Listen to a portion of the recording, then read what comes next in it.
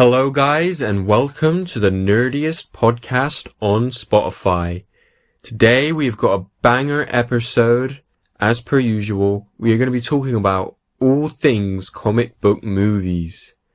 Batman, Superman, Thor, Incredible Hulk, the X-Men, Spawn, Iron Man, and all of the above. We are going to be talking about comic book movies. We're going to be talking about what comic book movies is, the history of comic book movies, the first ever instances of comic book movies, and the most influential comic book movies ever made. We're also going to be talking about some of my favorite comic book movies ever created. And we're just going to get into comic book movies. Strap in. It's going to be an awesome episode, all about Superman, all about Batman, all about Spider-Man, Joker. And yeah, I'm excited. Let's get into it.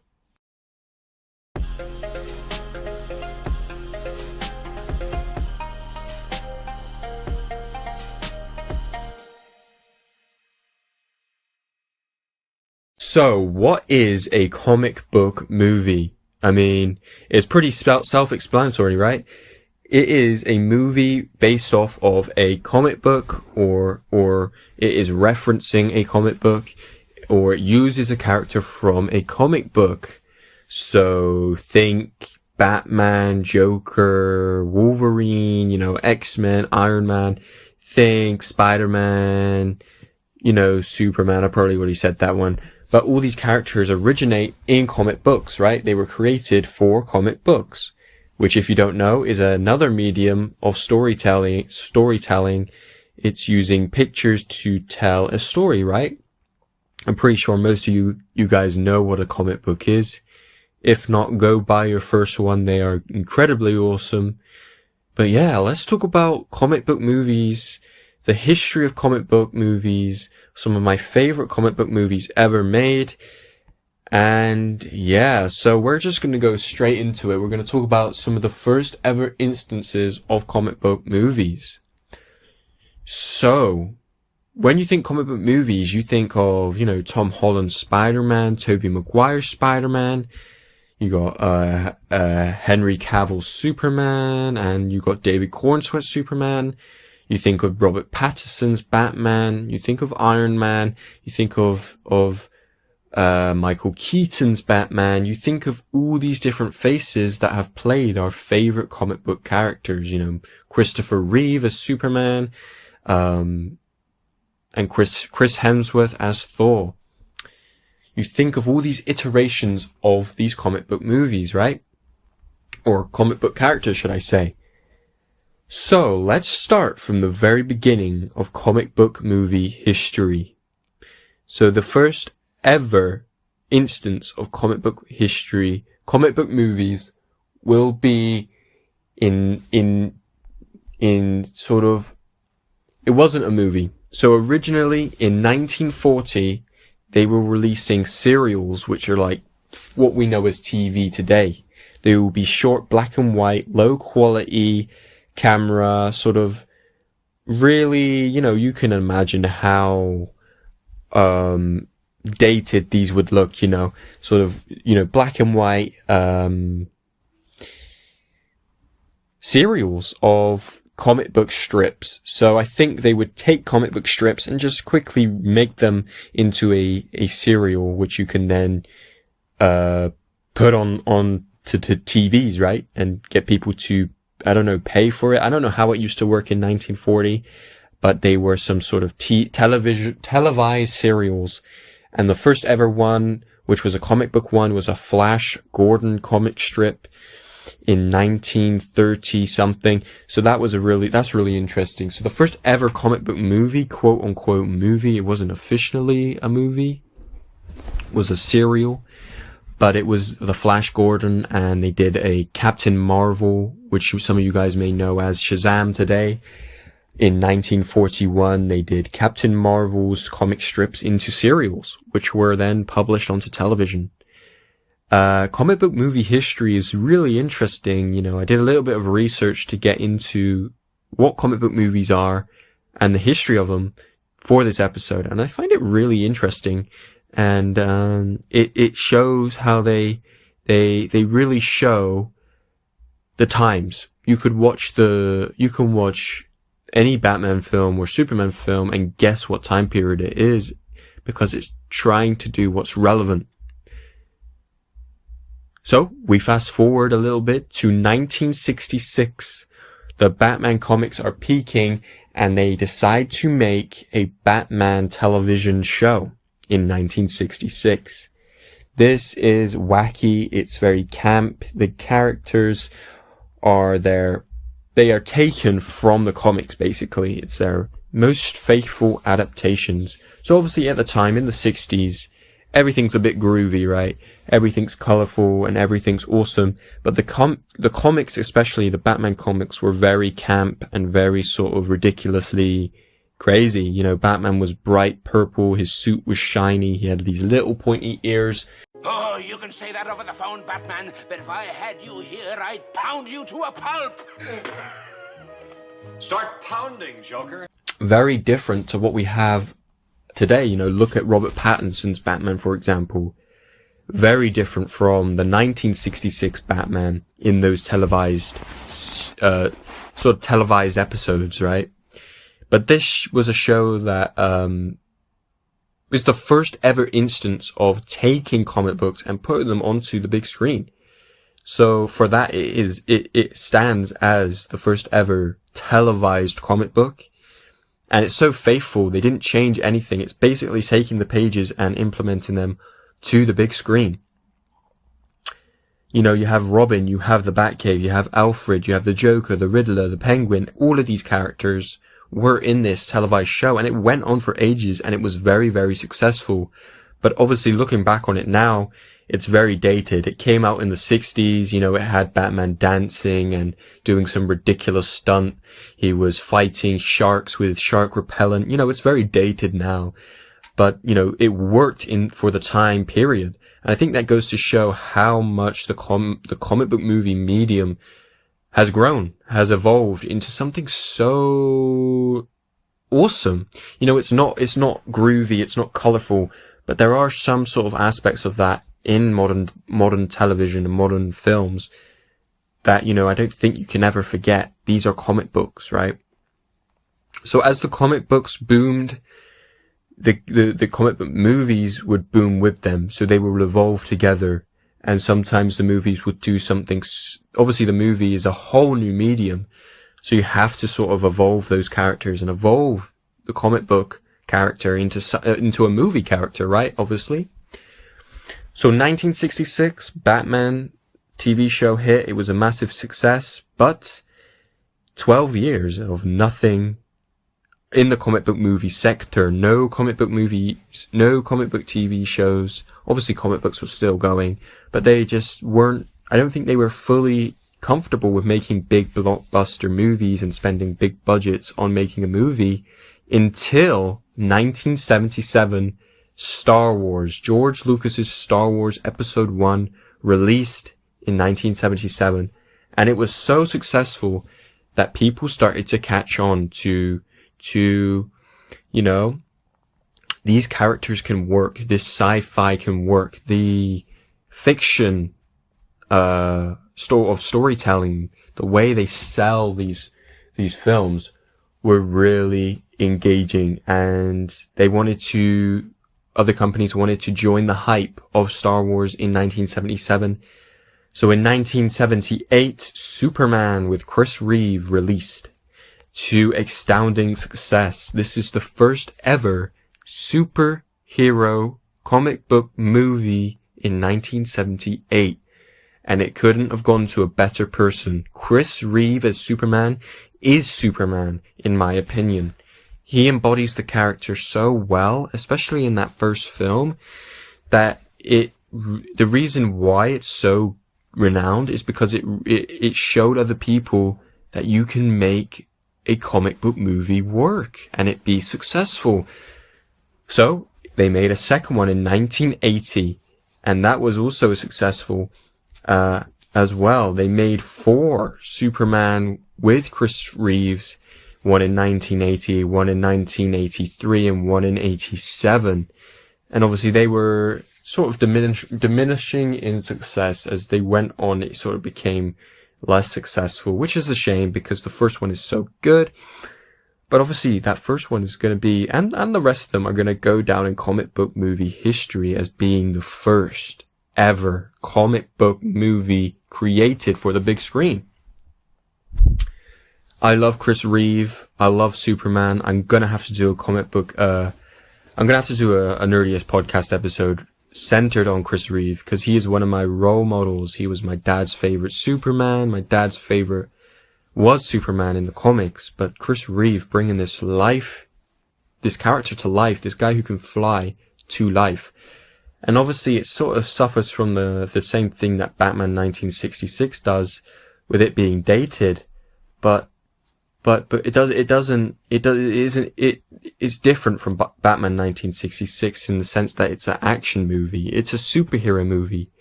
It wasn't trying to be funny. It took itself sort of seriously, and I think that's what a comic book movie should do. It's a great example of, I think in my opinion, the best comic book movie made before the 2000s for sure. Because that is hard to say, because in the next movie to hit the next big movie, should I say, to hit the cinemas was 1989's Batman by Tim Burton. Now, this starred Michael Keaton in the role of the masked vigilante Batman, right? And I love this film as well. It's so good because it blends that sort of camp Batman that we saw in 1966, and it also introduced a new gritty sort of dark. I think that came with Tim Burton being the director, but it reinvents what a comic book movie could be and set the bar for the future of comic book movies, right? So at the time, comic books were probably peaking, and they made Batman, and it's one of the best comic book movies, I think, in my opinion. It's got, I forgot his name, the Joker guy. I'm gonna have to look at his face, hold on. His face, I forgot, guys, I completely forgot, I'm blanking on the Joker's name.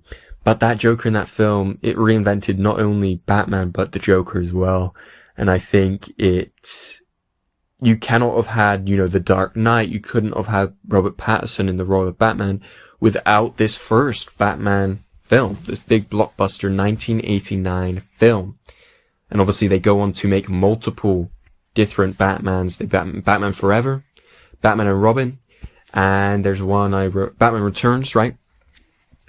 Obviously diminishing in quality again, like Superman 1978, struggling to keep up with the sequels going on, and obviously Batman and Robin killed the Batman franchise, the way it was sort of too much leaning into the 1966 campiness, sort of comedic side. It wasn't down with the kids, if that makes sense. But at this time for comic book movies, it's the transition between the 90s and the 2000s, right? And that's a big leap. And I think, as we'll talk later in the episode, CGI and things like that influence comic book movies and the way we perceive them massively, 100%. So then Batman 1989 made a new wave of comic book movies, and we got stuff like Spawn in 1997, which was one of the first big independent from DC or Marvel comic book movies, right? It was the first ever big blockbuster, I would say, independent book. Obviously, we talked about Spawn on here on the Nerdiest podcast before. One of my favorite comic book characters. But the Spawn movie, it's very dated now. It's very early 2000s. Even though it came out in 1997, you could tell that it was just a really, really down with the kids film, and it was probably successful at the time. But now it's, looking back on it, it's so dated compared to what we have today. X-Men, Spider-Man, Marvel, the Avengers, Spawn is very dated, but it's still a film and it still stands up on its own, I think, really well.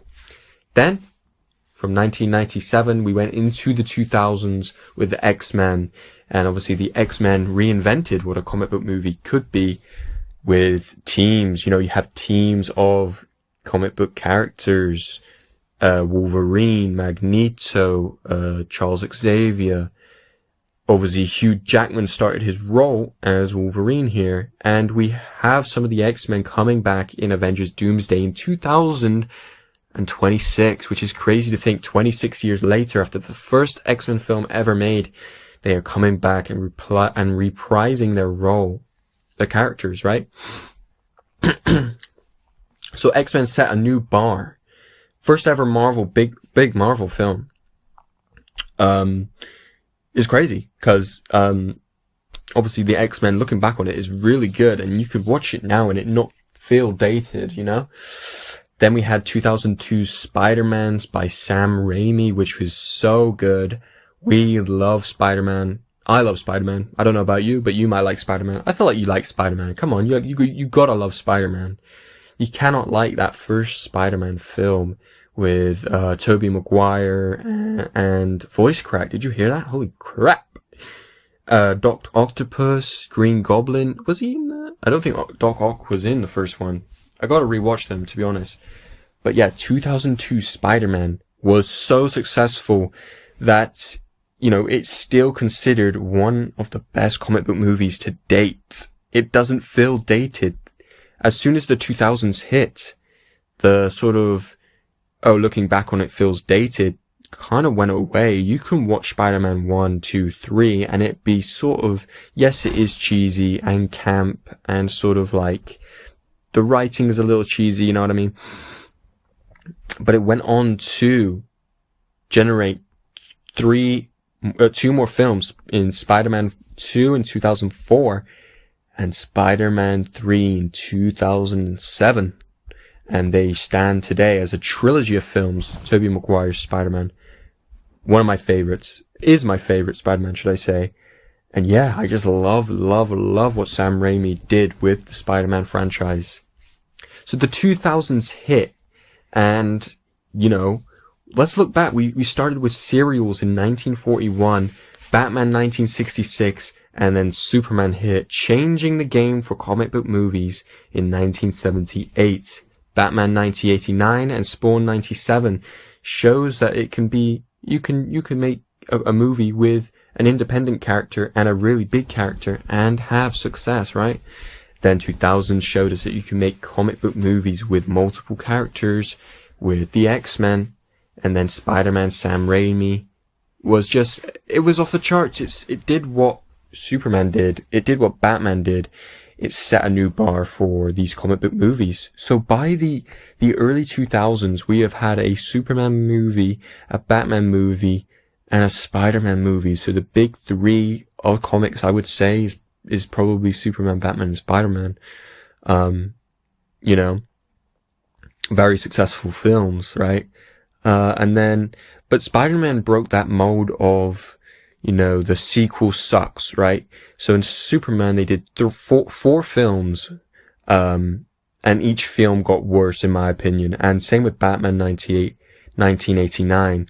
But Spider-Man reinvented that mold of having the sequels suck, right?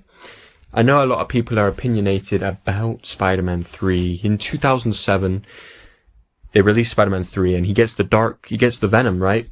He gets the dark suit, and the acting in that is a little cheesy, but you gotta realize this is early 2000s. That was what was, you know, relevant and what was sort of, I guess, popular at the time. It may, looking back on it now, it's a bit dated, yeah, but I wouldn't say it's bad, like, just because he does a little dance move when he gets the Venom. I don't understand why people hate that so much.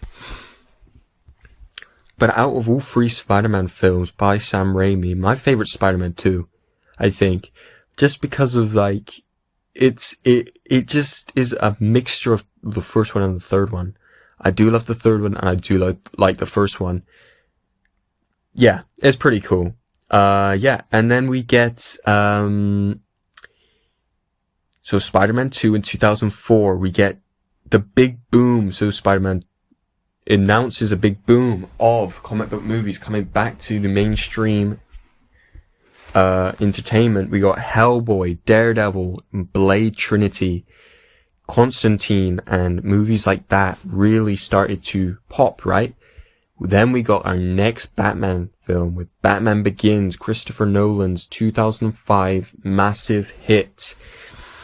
It reinvented Batman and it reinvented comic book movies as it showed what a comic book, it set a new bar. So each movie coming out is like dominoes, knocks over the next one, and the next one takes stuff from that film to set a new bar and knocks over the next domino, right? Batman Begins was Batman 1966 without the camp. It was completely cutting off that Batman 1966 campiness, and I guess you could say the 1989 Batman's campiness, because it took itself seriously. I would say it's the first superhero movie to take itself fully seriously and to try and not joke about it, you know. Batman was sort of a jokey character, and Christopher Nolan just completely modernized him for the early 2000s. Gave him a Tumbler, Batmobile, awesome gadgets, a realistic mansion with a realistic backstory. He made the character likable, realistic, and grounded, right? And in doing that, he made millions and was a blockbuster hit. And he then continued to make Dark Knight Rises in 2012. And I'm missing one. What else was it? Dark Knight in 2008, right? So Batman Begins, Dark Knight, and Dark Knight Rises. Were very successful films, cementing that the trilogies of these films are the way to go. So yeah. So 2005, Batman Begins, and it introduced an adult feel to comic book characters and comic book films. So you've got to think as well, how would that affect comic books if you make a film redefining the character into a modern age? You're then going to take some stuff from that film and implement it into the comic world, right? The same year in 2005, we got Fantastic Four, which it took that formula of X-Men 2000 of comic book groups, right? Obviously the Fantastic Four, very well-known comic book group. And I think it reinvented the sort of teamwork dynamic, and the CGI in that, I think, pushed the limits of what CGI could do at the time.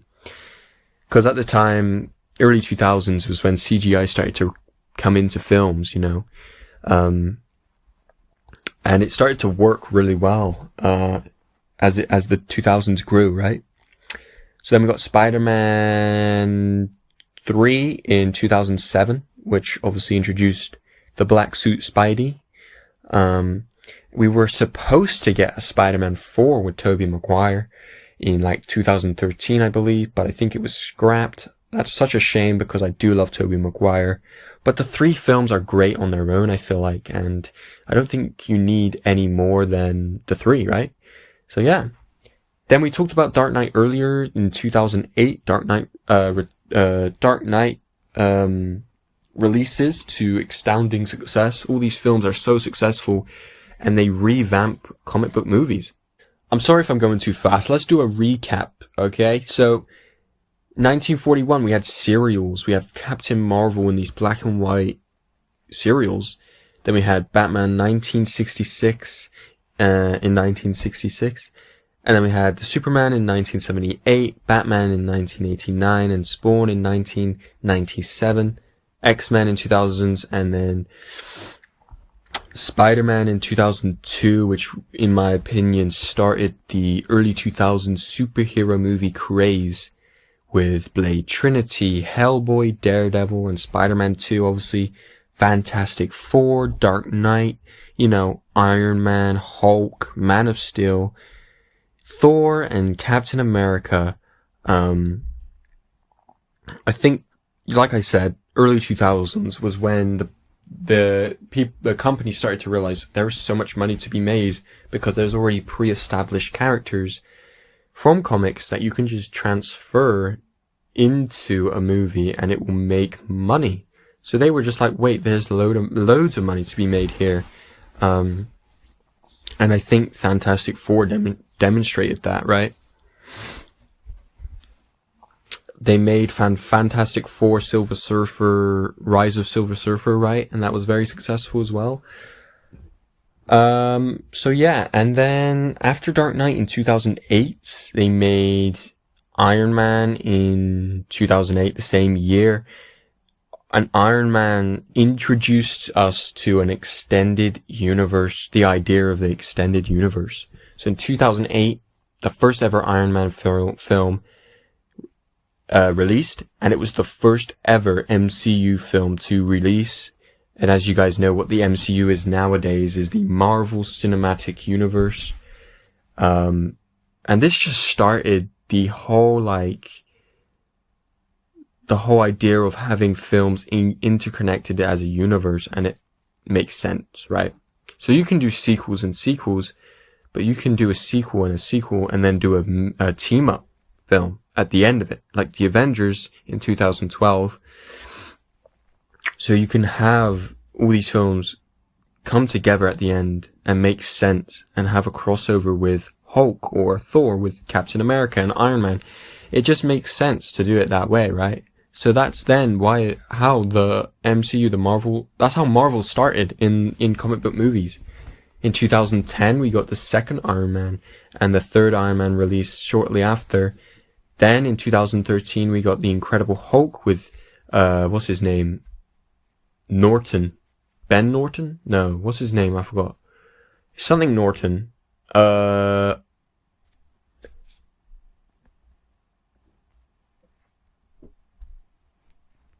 That was this epic, awesome, action-packed movie. The CGI, and obviously at this point CGI was becoming really used in movies, especially comic book movies, with a green angry man, right? And the CGI, it stands up to this day in my opinion. But obviously Hulk 2013, or was it 2013? No, it wasn't. 2008, sorry, my fault. So Hulk 2008 was it was what Batman Begins proposed comic book movies can be, but it takes what Batman Begins was, and I think in my opinion it stretches it out too far. It takes itself way too serious. It had very little comedy beats. It just, in my opinion, an over serious comic book movie is boring, and it shouldn't be over serious. I mean, it's a green hulking man, right, at this point. So I'm just thinking, I think this is where the whole idea of a serious adult comic book movie maybe got lost in translation. And that's going to transition right into perfectly with the Man of Steel 2013, which the same applies. I think at this point in the timeline of comic book movies, they started to take themselves a little bit maybe too serious and lost the whole comic book side of their movies, and it was just a action movie at this point. But I will say this now, comic book movies and movies as a whole, obviously, they follow trends and they follow sort of what's relevant at the time, and they're just trying to leech off of what's relevant, and what was relevant during 2008 and during that early 2000s craze was superheroes and action and CGI. The bigger, the better, the epicer, the more punchy sort of things were modern, and people were all for it. So, in 1977, Star Wars reinvented what a movie could be, right? But now in 2013 with Man of Steel and 2008 with the Hulk, it's becoming, in my opinion, just a little bit lost. You know, it's becoming sort of too overly saturated, or should I say undersaturated, in the fact that it's too serious. It takes itself too serious. I don't get Man of Steel. I'm very strongly opinionated about Man of Steel. I was going to make a podcast episode talking about the differences between Man of Steel and the superhero movies today, especially Superman 2025 by James Gunn. The difference is night and day for Man of Steel and for that film. You know, Superman 2025, it doesn't take itself too seriously. There are funny notes. It's a good vibe. It makes me smile. It makes me want to leap through clouds and save cats from trees. Man of Steel makes me want to fly into the sun. How boringly undersaturated and how far it stretches from what Superman is. I think if you like Man of Steel, I don't care if you like it, like it. I don't care. Don't talk to me about it. Just don't talk to me about it, because I will go on a tangent and forget what the whole podcast episode's about. But Man of Steel, I'm very opinionated about that. There's a certain bit in that film where Superman's being like, I don't know what happens, but he's sort of being like strangled, and he's using his laser vision on these civilians, and it doesn't make sense. Anyway, I'm going off on a tangent. I think at this point, comic book movies were starting to take themselves a little bit too serious, and that loses the fun for me of what a comic book movie should have, you know.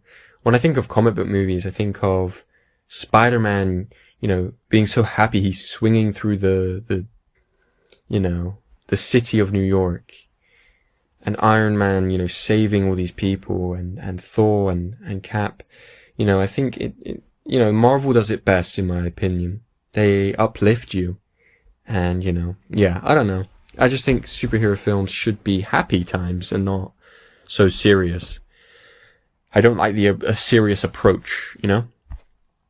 So then, the Marvel Cinematic Universe continues with Thor in 2011 and Captain America, the First Avenger, in 2011 too.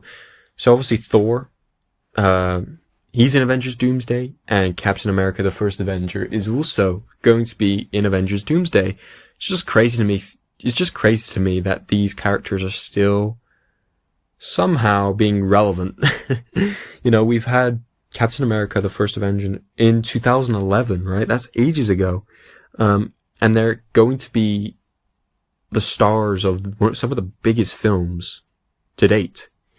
I wonder if you went back in time and asked the actors, or told the actors of these films that they would be coming back to their roles, you know, 20 years later.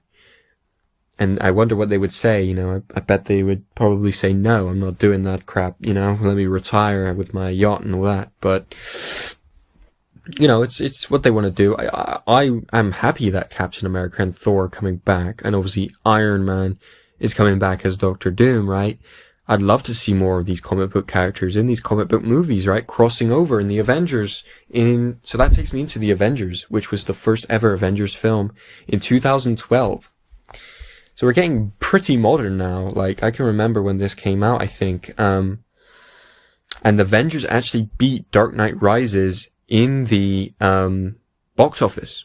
And that showed companies in 2012 that the Avengers, or sort of like building your own universe, was the way to go. It showed DC, who obviously did Dark Knight Rises, maybe we should copy what they're doing. You know, obviously they made Man of Steel already. Yeah, but the Avengers, obviously massive. The first Avengers is awesome. I love that film so much. And yeah, it's awesome. One thing that I like as well from these Marvel films is, I think in Spider-Man 2 in 2004, I think is when Stan Lee started making his cameos in these Marvel films. which I really do dig. I love that it's just like a nice note. You know, you're watching these films and you sort of like zone out, and then you see Stan Lee. It's like, wait, what? You know, it's like, wait, I didn't realize he was here. He starred in, I'm gonna say, Spider-Man 2. He was in the Fantastic Four. He was in Iron Man. And then he starred in pretty much every Marvel movie from there on out. I think his last one was Doctor Strange. So I think after Avengers 2012, I think many people know what happened, you know. Marvel started pumping out some of the biggest comic book movies ever. They did Civil War, which was a very big film. I remember that being awesome. They introduced a new Spider-Man, obviously with Tom Holland as the star of the Web Slinger. And they introduced Black Panther. They did some more standalone films. They did Doctor Strange, like I just mentioned. They did, more recently, they did Shang-Chi. The Miss Marvel, right? They did, and all these characters get trilogies of their own. So Doctor Strange has 3 films, right? Or no, 2. Doctor Strange Multiverse of Madness in the first one, yeah. But they introduced all these characters, and it all climaxed to the Infinity Saga and Endgame films, which will go down in history as some of the biggest comic book movie events ever. And in doing that, they created the boom of comic book movies. People were hungry for it, and I think they didn't deliver after Endgame. They didn't expect Endgame to be that popular, or they were just not prepared for the craze that it provided fans. For me personally, anyway, I wanted more comic book movies after Endgame, I think, as well. Yeah. So that's pretty much the timeline of what we know. I just wanted to go over some of the early examples of what a comic book movie was. Obviously with the serials in 1940s, the first ever Batman television and the first ever Superman movie. Those sparked what we know and love today, you know, the Avengers, Superman 2025, Brand New Day, Iron Man, Man of Steel, Cap the First Avenger, you know, Thor. We wouldn't have got those films without those first couple of movies, you know. It's really interesting to me. So yeah, so Avengers 2012, and you know, at this point, so let's talk about the CGI craze of the 2000s. So obviously it all started with Spider-Man and X-Men, but nowadays CGI has become so common in films and movies, you know, especially in comic book movies when you have somebody who has to fly or somebody who has a hammer, who's electrical, you know. It's such a tool, right? It's such a tool to use in these films. And I think without these comic book movies, we wouldn't have had the development of CGI faster because of it, because of, the films. I think they developed the CGI being used. Because they utilized it, it developed, and it became a common resource, right? It's CGI is used in everything today, you know, it's used in this podcast episode, you know, well, maybe not CGI, but, you know, technology, you know, is used in everyday, life. So let's talk about some of my favorite comic book movies ever made that will go down in history. So we talked about some of the influential ones. Let's talk about some of my personal favorite comic book movies. I love DC, I love Marvel, and I love the Image and the whole Image universe. Stuff like Spawn, Youngblood, and, you know, stuff like that is really interesting. So yeah, some of my favorite comic book movies though. I mean, there's so much you can choose from. Spider-Man #2, I think, is probably my favorite. It just reminds me of being young and like my dad showing me it when I was little, and the vibes of it are so good. It just reminds me, when I think Spider-Man, I think of that film, you know, with Doc Ock and MJ. Tobey Maguire's Spider-Man suit is so sick. I love it all. I love it. Then I think maybe like the Avengers in 2012. That was pretty good for showing, you know, without that film, we wouldn't have got, you know, Lego Avengers, Lego stuff like that. But also we wouldn't have got Endgame, we wouldn't have got Infinity War. And I think it sort of is a good pick for just the whole of Marvel, because that's what the Avengers are really, to me, is the key characters, the key players of Marvel universe come together in a collaborative way and create an awesome film that is also nostalgic for me. I love the Guardians. I love the Guardians films. Those are probably my favorite trilogy of films. It shows the growth of characters so well. I love James Gunn's Superman 2025. That is probably one of my favorite superhero movies, because it shows a superhero going through it. It doesn't show a perfect man. It shows an imperfect man becoming perfect.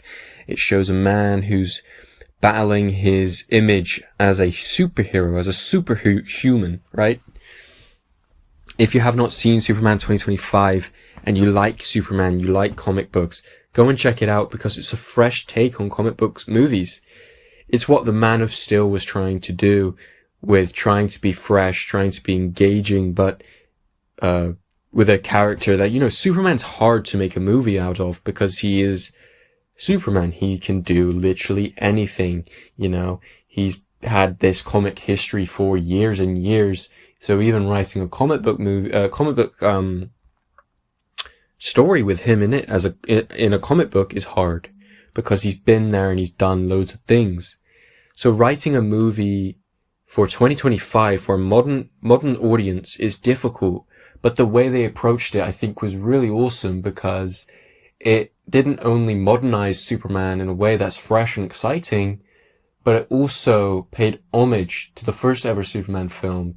For me personally, it felt like that film, but for a modern era. And the writing in the film, it's so like simply complex, I like to describe it as, because that's what I think it is. It completely builds upon what Superman has been and what Superman will be. It shows what he could be as well. And I think that's really perfect for setting up a new DC universe. And I really love Superman 2025 so much. It's got a special place in my heart. It came out on my birthday, so obviously that's awesome. I love the new actor for Lex Luthor. He's a great actor. I can't wait to see him in Man of Tomorrow in 2027, I think it is. I'm excited for the future comic book movies and the medium as a whole, right? You know, I say I like comic book movies, but I also like other movies. You know, Star Wars is one of the other ones that come to mind. That's not really a comic book movie. It's sort of a nerdy movie for sure, but it didn't originate from a comic book, but it's still a film that I enjoy watching. You know, there's other films that I enjoy. Maze Runner was one of them. Hunger Games, I enjoy those films. Those aren't really comic books. They are novels. They come from novels, right? But they're awesome. So I just love medium of films as well. But when it comes to comic book movies, it's the combination of comics, which I love, the characters that I love, and then films, which I also love, right? So how can you not love it, you know? Another comic book movie. Let's get into some Batman films that I like. I love Tim Burton's first ever Batman, but the thing with that one is that when I watch it, you have to sort of phase out like the last maybe 10 years of Batman stuff, because it came before Batman Begins. It came before Robert Pattinson's Batman. It's its own thing, and I don't think you should, in my opinion, you should only watch the first one and you shouldn't watch the rest, because it ruins that sort of first film for me. 1989 Batman is awesome. Would I say it's my favorite Batman story? I think my favorite Batman, yeah, it's got to be that one. I love how they depict the Gotham City and the Joker, how it's just, Gotham is gothic, right? And it's so awesome. They take these comic book themes and they don't descale it, which a lot of modern movies have done. They take these massive, Gotham City, for example. They would take it and they would de-comic book defy it, if that makes sense. They would break it down to its bones, so it's still what it is in the comic, but then rebuild it as a completely, almost different thing. But in that film and in some other films, they scale up the comicness of it. They make these massive buildings in Gotham. They give it a gothic, misty, gritty vibe to it. I really dig that. Robert Pattinson's Batman, what's his name? Matt Reeves' Batman. That's also good. I do like that, but it's standalone for me.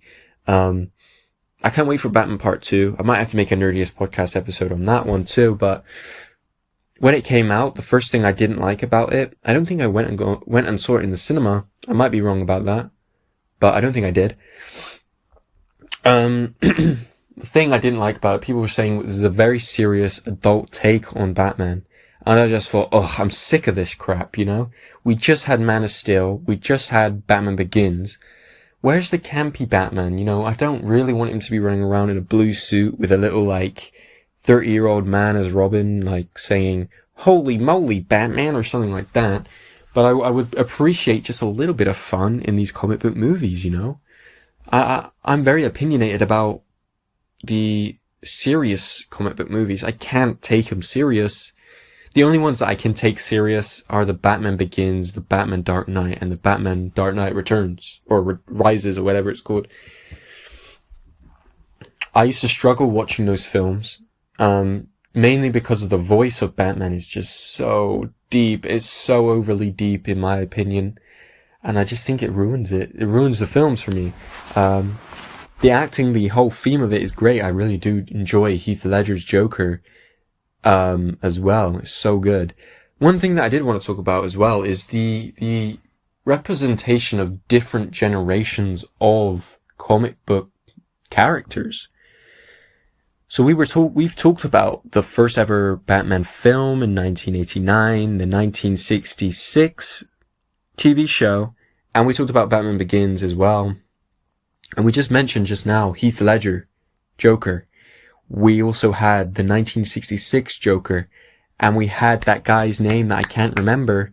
Oh, I'm gonna have to look it up. But it's an example of different generations, in my opinion. If you look at the thumbnail of this Nerdiest podcast episode, you can see that I put it in a way so that you can see the different generations of Batman and Jokers. I didn't put, Dark Knight, what's his name? Christopher Nolan's Batman on there. But you can see Robert Pattinson's, you can see Michael Keaton's, and you can see all three Jokers, and you can see Adam West's Batman as well.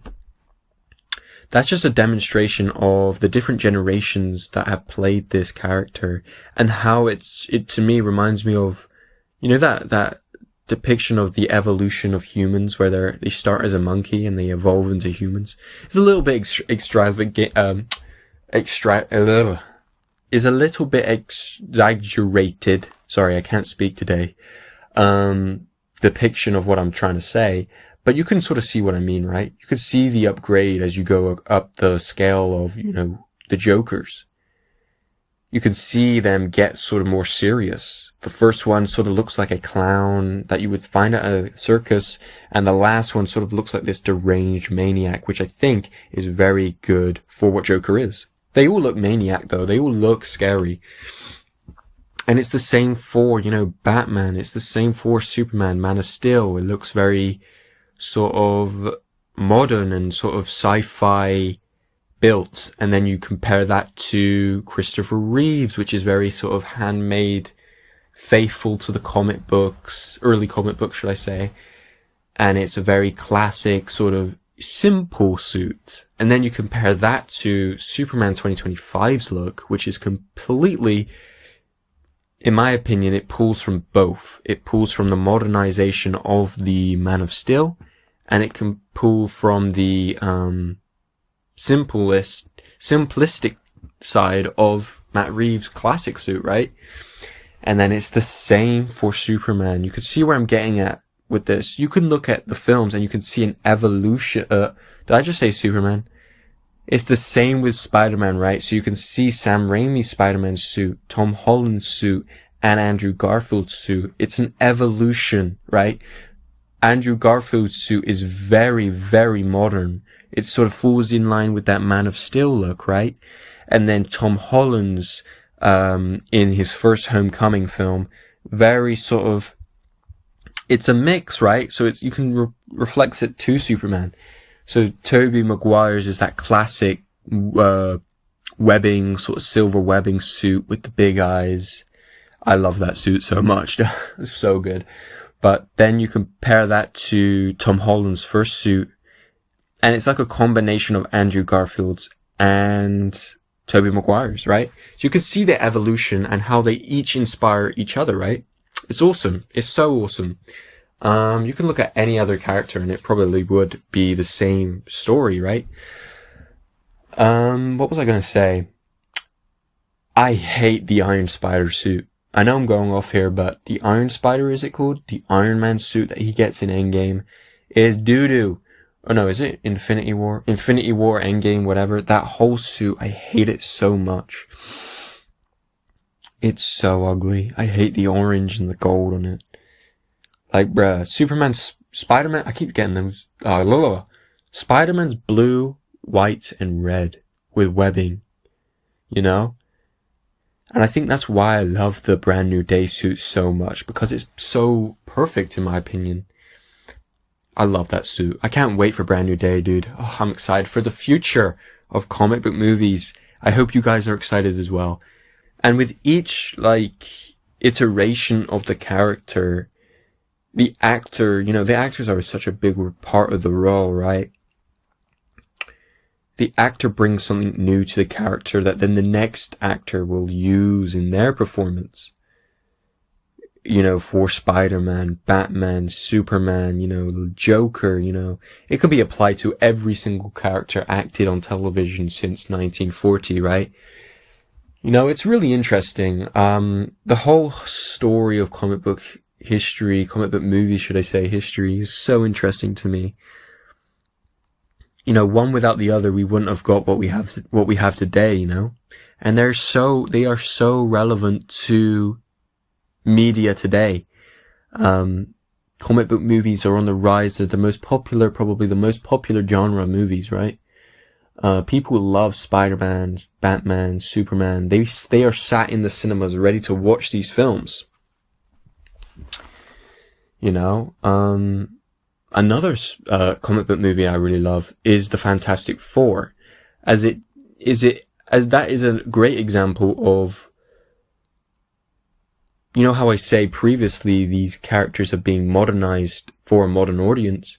The Fantastic Four, on the other hand, sort of demodernize and sort of go back in time. And I think that's why I like that film so much, is because it's a whole, I think more films need to do that. Not necessarily comic book films, but all types of films need to sort of go back in time a little bit.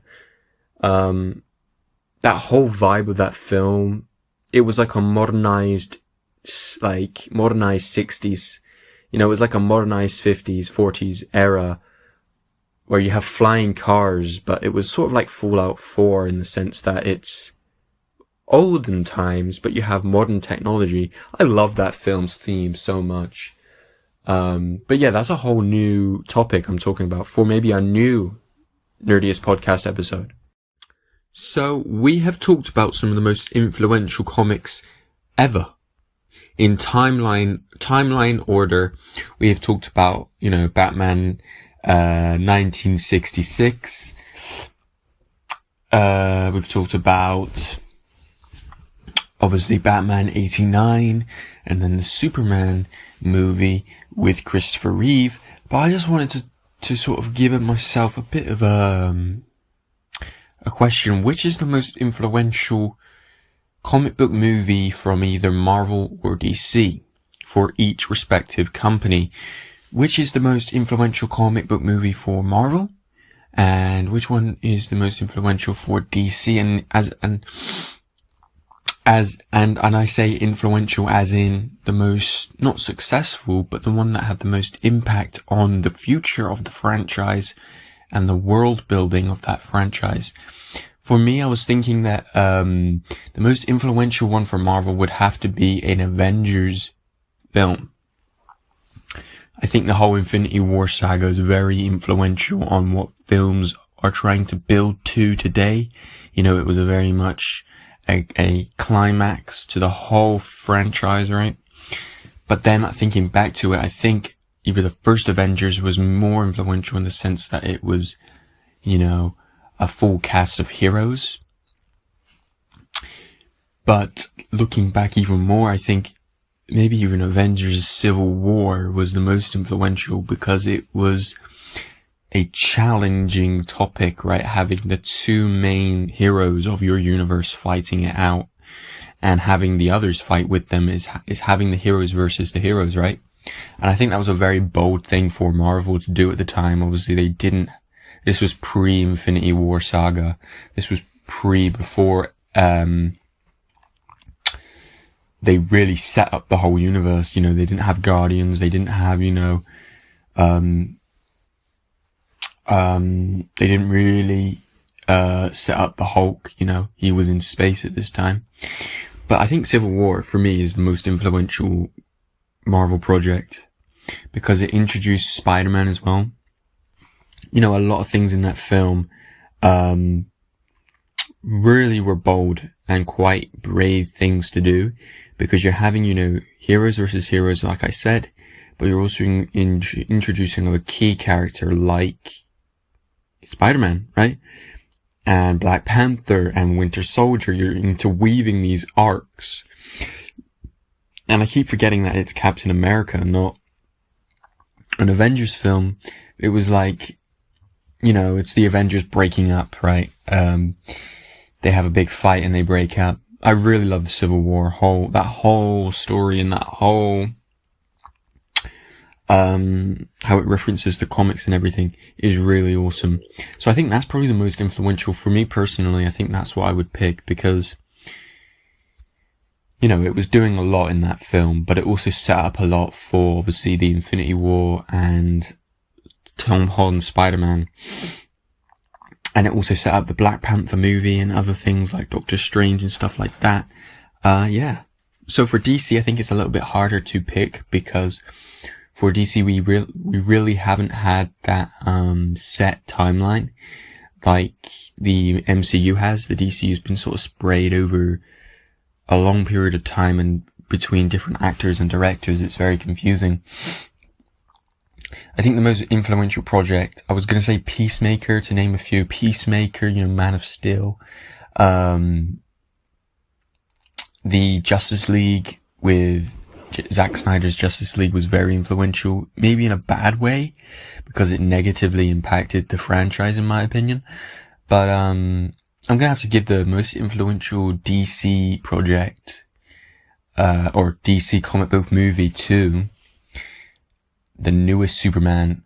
I just think it's so ambitious, so fresh and so awesome. You know what I mean? It's just sort of there and it's really bold and, it's just, you know, it did what Civil War did in the sense that it picked a subject that was very sort of challenging to tell story within. And I really respect storytellers when they do that. They grab a topic that may be a little bit controversial and they interweave it into a Superman story, which is obviously very, very hard to do. But I think that's probably the most influential DC film yet, because it's also setting up the universe as well, right? It's also setting up future films, Supergirl, you know, Man of Tomorrow, you know, the whole universe is to come. And in that sense, I was going to say Peacemaker. I think Peacemaker is also very influential because it also picked very challenging topics with the whole, like, alternate dimension. That whole alternate dimension was very sort of challenging for storytelling. But yeah, I think I'm gonna have to give it to Superman 2025 by James Gunn. Love that film. I also wanted to come in here and mention the Daredevil show. I recently started watching it, and I've just finished the finale of the main show and I just started Born Again last night. And I wanted to mention this because I think it's one of the most faithful Marvel projects I've ever seen. And by faithful, I mean comic book faithful, comic book accurate. I recently also started reading some Daredevil books. My first ever Daredevil book was The Man Without Fear, and I'm reading Daredevil Yellow at the moment. But I just wanted to mention the Daredevil show because I think it translates what you built in the years of history in the comic books, and it implements it into a show, and I think they do it in a really organized and awesome fashion. If you haven't seen the Daredevil show, I urge you to go in and watch it because I think it's a pretty good representation of the character. Yeah. And I love comic book movies. I love all comic book TV shows, all comic book movies. Well, I say all, maybe some are a bit trash, but the main reason I like these movies and I like the comics is because they uplift you. Superman, Batman, Spider-Man, Captain America, Daredevil even. They all are meant to inspire you to do better as a human. And I think that works for a film. And I think every film should have that every comic book movie should have that motive of like uplifting you and making you smile and making you feel good leaving the movie after. Or film, or TV show, or comic book after you've read the comic book. I think that's what a superhero is meant to do, is meant to uplift you. Everybody loves a hero. People line up for them, cheer them, scream their names, and years later they'll tell how they stood in the rain for hours just to get a glimpse of the one who taught him to hold on a second longer. I believe there's a hero in all of us that keeps us honest, gives us strength, makes us noble. So another sort of example of a comic book movie that I wanted to talk about just briefly is Kick-Ass, in a 2010 superhero comedy film, which is based on the comic book by Mark Miller and John Romita Jr. And it tells the story of an ordinary teenager who sets out to become a superhero and calls himself Kick-Ass. If you haven't seen Kick-Ass, it's really funny, it's really great, but it's an example of that sort of Spawn-esque film, a big film that's sort of separate from Marvel and DC, but it sort of follows the same genre and same lines as what a Marvel film would. It was during the 2010 comic book movie craze where there was superheroes everywhere, right? So it just was like, it's a popular comic book series, I believe, and it was adapted into a film. It's quite successful for a comic book IP to be made into a big blockbuster film, right? It's awesome to see. And Spawn was very successful in getting the Spawn name across, and it probably helps sell some of the Spawn comics from Image.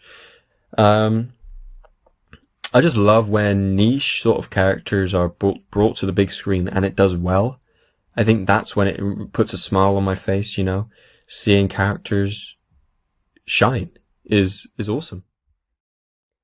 So yeah, guys, that is episode 15 of the Nerdiest Podcast. Hope you guys enjoyed me talking about comic book movies. I love doing it. I had to do a lot of research though about the years these films came out and how successful they were. But I wanted to do something a bit fun and just, talk about some of my favorite films, talk about some of my favorite actors, and the evolution of some of my favorite comic book characters. what's your favorite comic book movie? Let me know. Follow me on TikTok. Check out my other Nerdiest podcast episodes if you like comic books and comic book movies. I've got some other bangers lined up for the future. I've been Charged the Nerdiest, and peace. Keep on reading comics and go watch your favorite comic book movie. Peace.